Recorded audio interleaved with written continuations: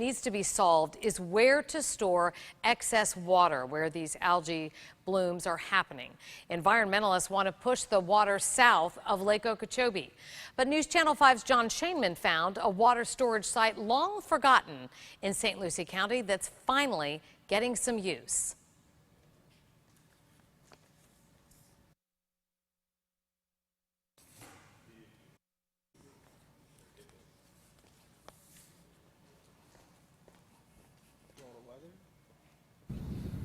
It sits just west of I-95 and just out of sight. But this is all local area runoff. This large reservoir at 10 Mile Creek west of Fort Pierce was 10 years in the making. But when it was finished in 2006, it was plagued by leaks. So it's unfortunate that it didn't work as intended. St. Lucie County Stormwater Program Coordinator Jason Bessie says after a decade of sitting idle, there's now promise. But we do have hope that the district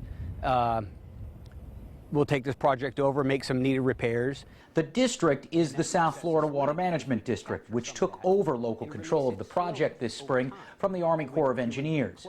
A district spokesman says $7 million of repairs are about to begin that will allow the reservoir to hold 4 feet of water, less than the 10-foot depth initially planned, but up from just a foot today.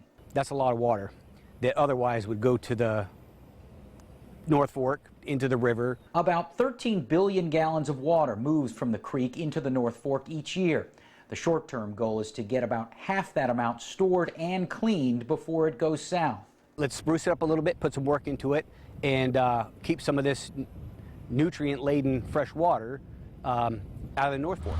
After the project was built and those leaks were discovered, the Army Corps and the engineers who designed the 10 Mile Creek ended up in court for 9 years. A settlement was reached last year.